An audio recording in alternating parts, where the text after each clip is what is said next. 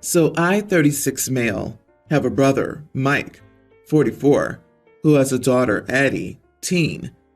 For her birthday, Mike bought Addie a used, but still very nice car.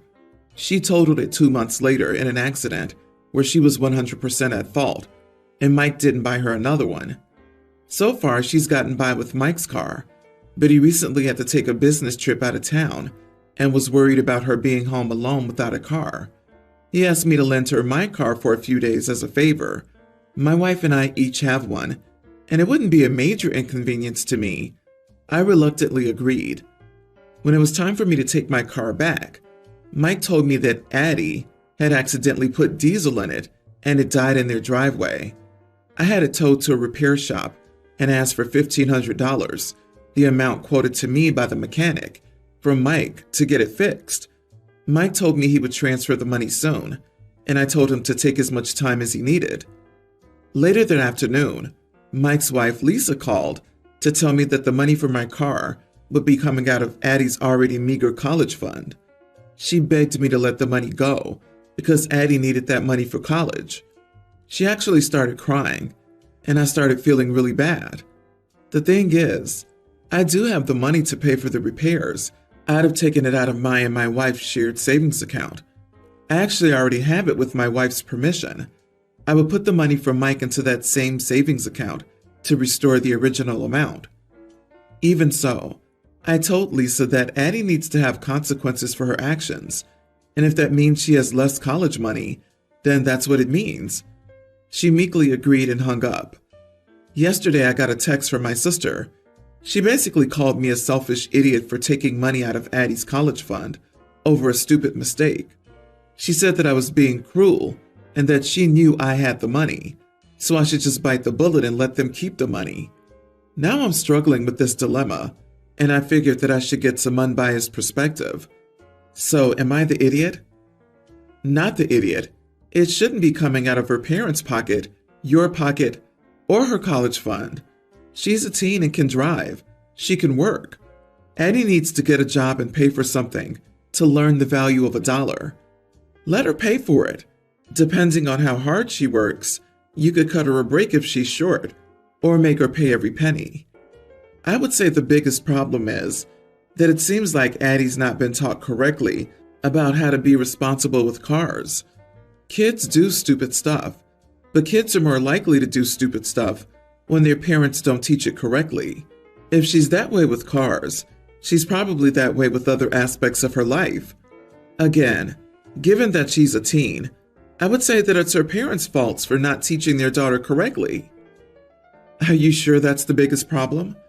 Hearing how the wife handled the situation, crying and not wanting to take responsibility, etc., to me, she sounds like the biggest problem. The daughter probably gets her behavior from the wife. Really, since she's a teen and the dad asked for the car, the responsibility is 100% on the parents. The parents can choose how it's paid and what the consequences are for Addie, but it's not up to OP to tell them how to parent or where to get the money from. Likewise, it's the parents who have decided it's coming out of the college fund, so really not okay to try and guilt OP about where the money's coming from. That was their own parental decision. The parents need to grow up and take responsibility for their own decisions and responsibilities. Funny thing, when Addie totaled a car bought for her by her parents, as a consequence, they didn't buy her another car.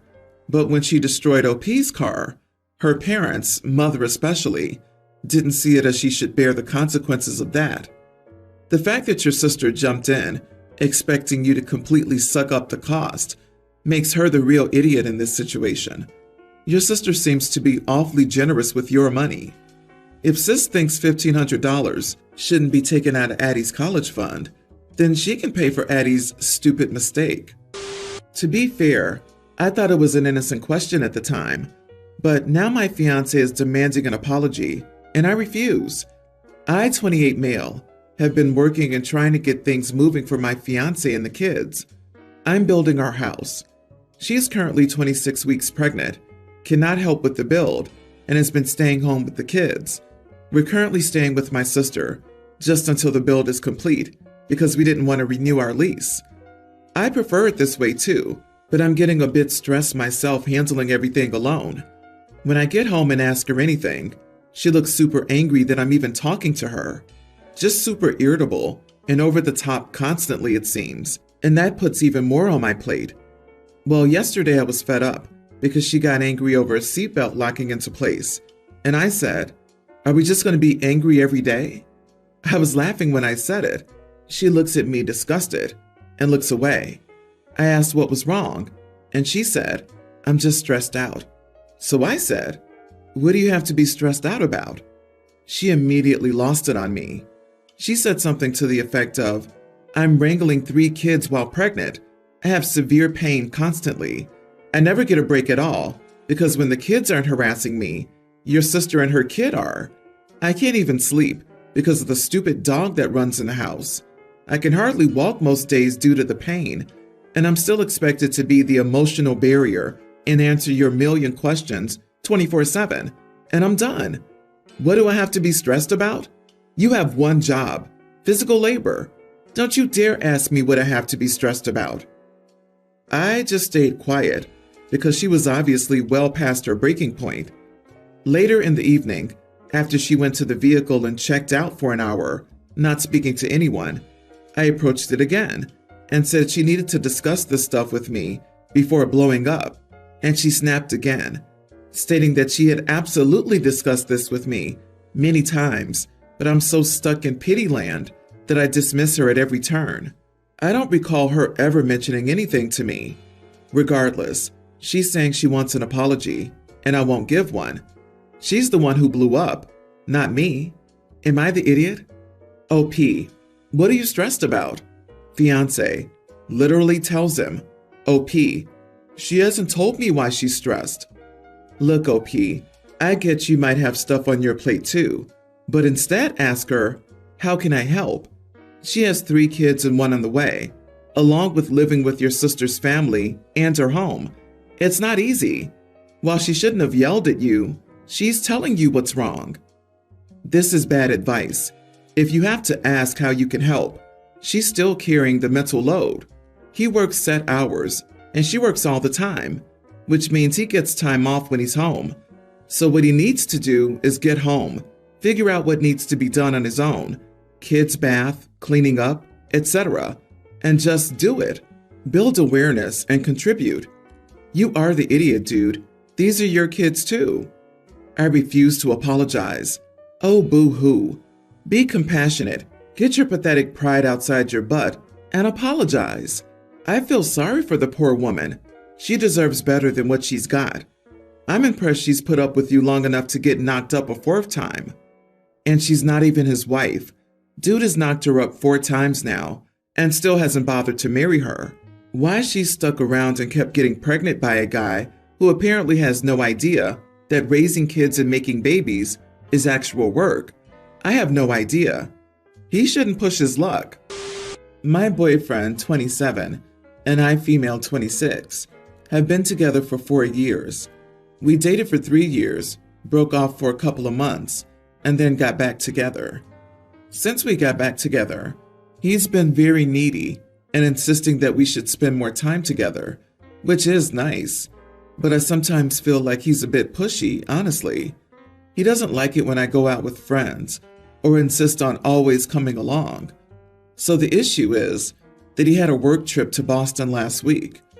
It really was just a meeting on Saturday with some people from the company. He asked me if I wanted to come too, and we could spend the weekend there as a little getaway. I said yes, and was excited about the trip. However, my best friend, male 26, got into a car accident the Wednesday before the trip. It wasn't that bad, but he broke an arm. He was generally bruised and in bad shape emotionally. So I told my boyfriend I won't be able to go on a trip since I wanted to be there for my friend. He got very angry. He told me that he was fine and didn't really need me there. I told him that he did, and the trip really wasn't anything special, just a work trip. He was upset, so he said many things, like saying if I just wanted to continue being single, I shouldn't have agreed to get back to him. We argued very bad that night. Honestly, the next couple of days, he tried changing my mind, but as he couldn't, he let it go. However, since he came back, he's been acting very cold toward me and practically ignoring when I ask him for the trip. He just tells me, "It was fine," or "You would know if you had come too." I'm very annoyed with him. I feel like he doesn't want to understand my side. But am I the idiot? Edit. My friend is gay.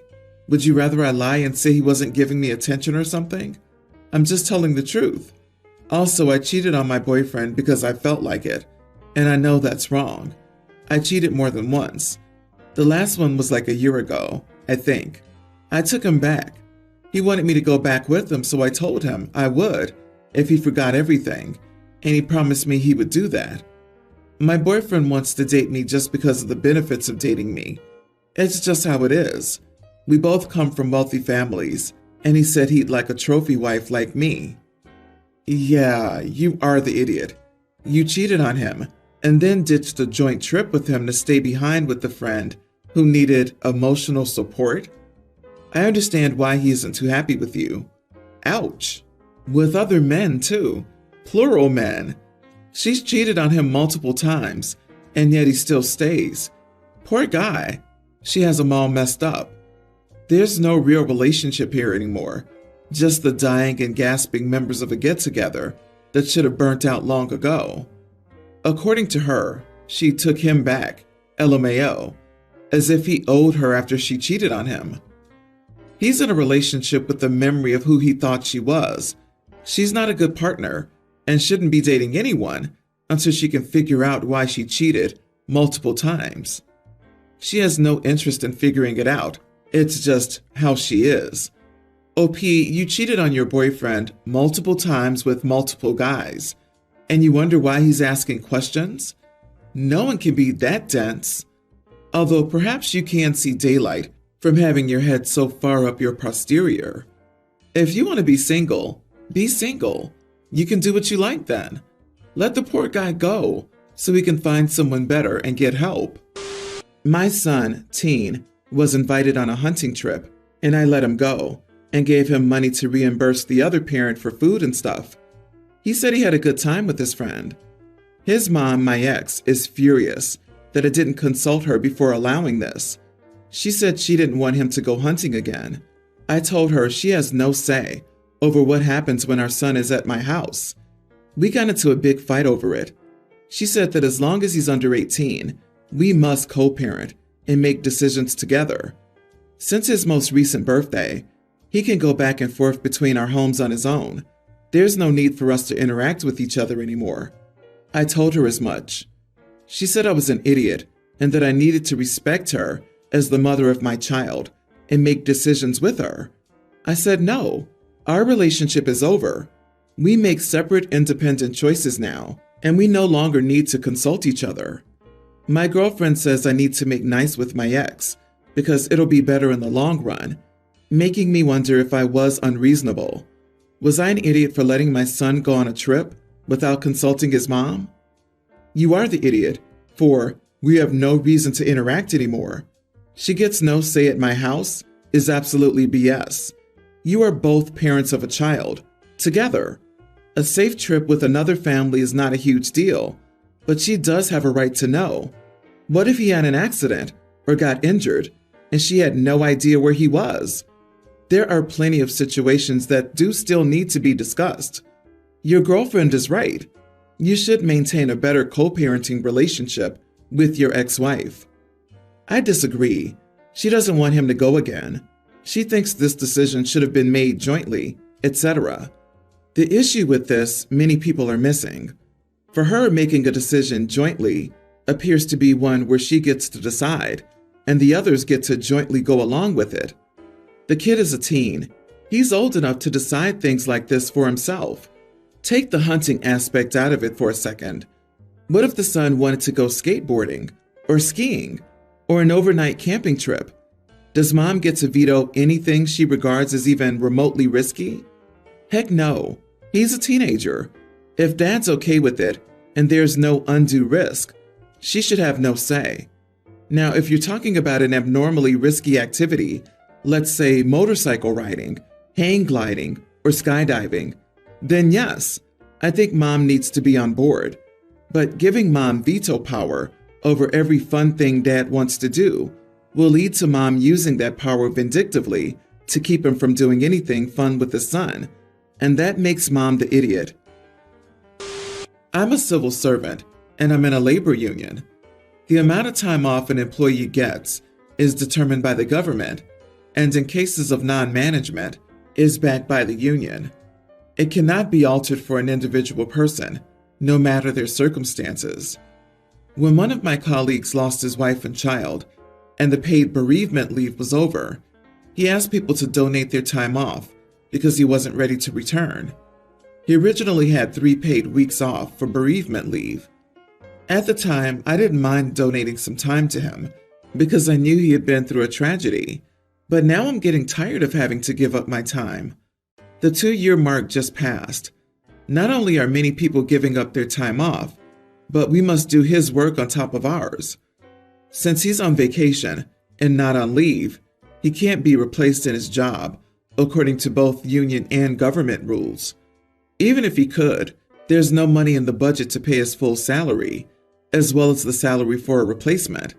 I said none when I was asked by my colleague how much time I was donating for the latest round, and now I'm being treated like a pariah by everyone, even people not on my team or in my division. So many people have been donating because my colleague has been off for 2 years using donated time. Everyone's calling me cruel and heartless. I had no problem donating in the immediate aftermath, but I think 2 years is long enough. I've never been married, and I don't have kids, but I think he needs to figure something out because it's been long enough, and expecting people to donate their time is too much. Maybe I don't understand, and maybe I'm being too hard on the guy. Am I the idiot because I no longer want to donate my leave? It's bad enough I have to help do his work on top of my own, but I don't think wanting to use my own vacation time makes me a bad person. Also, just adding that my colleague can't use bereavement because he already did, and he doesn't have access to any kind of paid leave, which is why he always asks people to donate. I feel for him, I really do, but it's been long enough in my eyes. Am I the idiot? Wait, do I understand this correctly? Your colleague has been off for 2 years, using donated leave? If that's right, you are wildly not the idiot, in any way, shape, or form, for saying, you know what? I'd kinda like the time off I worked for to go to me for a change. Tragedy is everywhere, and it sounds like you've done very well by your colleague to help support them for the 101 extra weeks they've had to work through this enough to get back to work. He needs a lot of help if he's so grief-ridden that after 2 years he can't return to work. The answer is absolutely not to continue to donate your leave to him. Firstly, it is your leave. You deserve a break. Secondly, you are all enabling him. He'll never take steps to improve things while getting a free ride. Please go to HR about this situation. Anyone who's making you feel bad about your decision is a bully. I'm amazed HR has allowed this to happen for so long.